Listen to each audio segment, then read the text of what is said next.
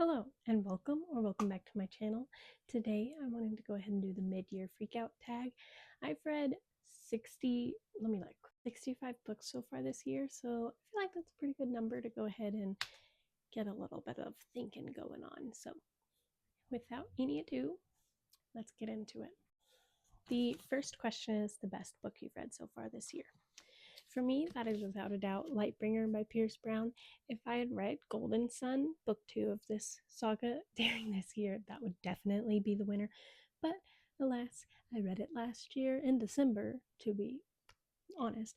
But I have to go with Lightbringer. This book was crazy. It was phenomenal. It was so good. It kept me on my toes. I had so much fun reading it. And I need Red God. Like, I need the air to breathe. So that is the best book I've read this year. Question 2 is the best sequel you've read so far this year. For me, that would have to be Onyx Storm. This is book 3 of the Fourth Wing saga. I think it's technically called the Empyrean series, but pretty much this book for me was so good because it left me asking questions, but in a good way. There's so many people complaining about how there's so many unanswered questions, but for me, I think it's fun. I love theorizing. I love watching people's series. I love discussing this book. And to be honest, I love these side characters in this world so much. And this book really let those side characters shine. So this is by far the best sequel I've read so far this year. Question 3 is a new release you haven't read yet but really want to. For me, that's A Shield of Sparrows by Devney Perry. Yeah, Shield of Sparrows.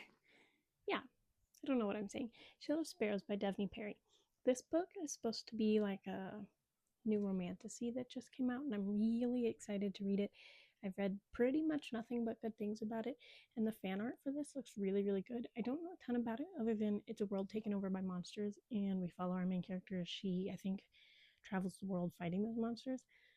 But anywho, I'm really excited to read this. I just haven't gotten around to it yet. Question 4 is the biggest disappointment so far this year. I'll be honest, I have 2, and they're both pretty controversial / kind of surprising. My first one, Blood Over Brighthaven by M.L. Wong. I thought I was going to really, really love this book because it's dark academia, it's magic, it's pretty much everything that I love about books, but something about this one just didn't do it for me. I don't know, I was just a little bored, and I thought that the story was very, tell, not show. The message was almost too in my face, and I didn't really enjoy that very much. And I had just read Babel earlier this year, and I think Babel handles a similar topic, but does it better. Sorry. Next, this one is going to also surprise a lot of people because it's one of those that has had nothing but good reviews so far, and that would be The Night and the Moth by Rachel Gillig. Don't get me wrong, her books are really good. I just don't think they're for me. I like the gothic vibe. I really, really liked the first 30% of this book, but other than that, I just something just didn't do it for me. There was a spicy scene in here also that gave me the ick so bad I almost had to DNF the whole entire book. Anywho, yeah, I don't know. This book wasn't bad. I liked the gargoyle like everyone else, but I don't think I liked him enough to dismiss all the other issues I had with this book. I thought the plot was just kind of weird, and a lot of it seemed really obvious to me. The plot twist at the end, I was like, yeah, that makes sense to me. But it could just be a me issue because, like I said, literally everyone else on the internet seems to love this book. So the next prompt is the biggest surprise of the year. That would have to be Problematic Summer Romance by Ali Hazelwood. I love everything Ali Hazelwood writes. Even the books I don't like by her, I still enjoy. So I knew I would probably like this book, but I didn't know I would love it. I literally devoured this book. I immediately wanted to reread it again. I still kind of do, to be honest. It was so good. Yeah, it's summery, it's romantic. The yearning and the tension in this book, oh my god. This book, I'm not kidding, I was giggling and kicking my feet, for real. I really, really liked it. And like I said, I liked it way more than I anticipated liking it as someone who already loves Ali Hazelwood and literally everything she writes. But this might be my new favorite romance ever, and that's saying a lot considering it is a age gap romance. That's just crazy. That's crazy. But yeah, this was definitely my biggest surprise by far. I absolutely ate this up. I love it, and I would absolutely recommend. Question 7 is your newest favorite author. That very obviously has to be Brandon Sanderson. I read a singular book of his back in 2023, I think, and then I this year have so far read like 8 or 9 of his works, and I am lucky enough that I'm actually going to be going to Dragonsteel Nexus at the end of this year to see him. Well, I don't know if I'll see him, but it's his convention, and I have fallen in love with his writing. I love his world building. I love his characters. I love his magic systems. I just really, really like everything this man writes. So far, I've only had one book that I can think of that I was kind of iffy on, but even that, I still loved it. There were still moments I found great joy in. I'm currently reading Warbreaker. I'm literally only 50 pages in, and I already know this is probably going to be one of my new favorite books. Speaking of Brandon Sanderson, question 8 is your new favorite character. For me, that would definitely have to be Kelsier from the Mistborn trilogy. I love him. I don't even know what it is about him that I love so much, but I really find his character intriguing and really different. He's not your average like hero, and I really like that about him. And honestly, just in Mistborn in general, I love all of the characters. I thought Finn was really nice. I really liked Spook. I really liked the whole cast, to be honest. But Kelsier definitely, like, he's levels above everyone else, if I'm just being honest.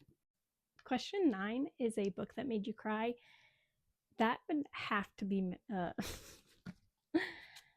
that would have to be, what is this book called? That would have to be Morningstar by Pierce Brown. I did not expect to cry reading this book, and I literally sobbed.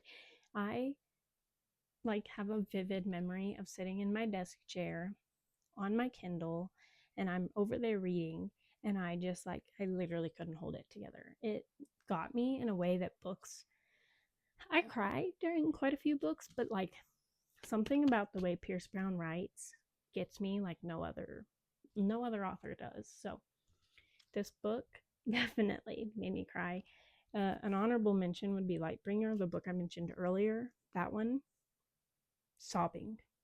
But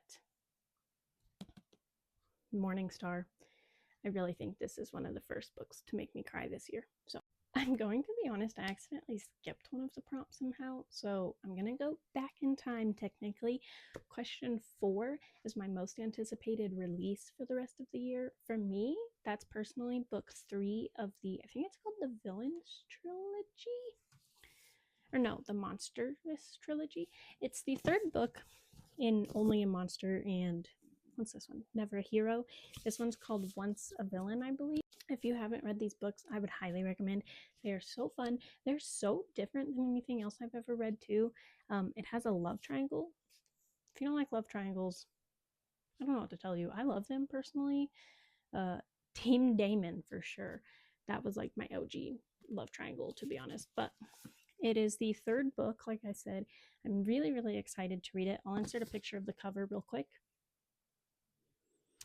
I think it's going to be really good. I need to reread book 2, but I remember when I read it, my jaw was on the literal ground, and I was like, I need book 3 immediately. So the fact that we're getting it here in August, y'all already know it's pre-ordered. Question 10, a book that made you happy. That would have to be A Novel Love Story by Ashley Poston. This book was just so cute and happy, but in a nostalgic, sad way. I read this literally in one sitting. I don't do that super often when I'm reading, to be honest, but there was just something about this book that's so sweet. Oh, my cover is all, it's icky right there. See, the vinyl's rubbed. Anywho, this book was so good. It's about a girl who travels to the town that her favorite book series takes place in, and yeah, I just thought it was really romantic. This might be my favorite Ashley Poston. I need to go back and read a summary though, because to be honest, since I read it in one sitting, I don't really remember what happens. I just remember it made me super happy. Question number 11 is the most beautiful book you have bought or received this year. For me, that would have to be The Bombshell Devil's Advocate by Nikita Bell. This book, Nikita Bell is the not only the author, but she designs her own covers Look at this naked hardcover. One of my favorite TV shows of all time is Buffy the Vampire Slayer, and this like naked hardcover reminds me so much of one of the scenes in that show. Um, let me see if I can find one. This book is also illustrated on the inside, which I think is just super cool. So here's one of those drawings. And yeah, I think this book is really gorgeous. I'm super excited to read it. And then when I read it, I'm gonna stick it on my shelf with all my Buffy merch. I know it's not Buffy, obviously, but I think it will look really good aesthetically near my other Buffy items. And then last but not least, question 12 is a book you want to read by the end of the year. For me, that has to be The Stormlight Archive by Brandon Sanderson. Like I mentioned, I am lucky enough that I get to go to Dragonsteel Nexus at the end of this year. So my big goal for the rest of 2025 would be to read as much of the Stormlight Archive as I possibly can. We'll see what happens. These books are so big, but I want to read at least the first two before I go in December. So anywho, thank you so much for watching. Let me know down below your answers to these questions. Let me know what you're reading this summer. Let me know all of the good things. I'd love to hear from you. Thank you once again, and I'll see you next time.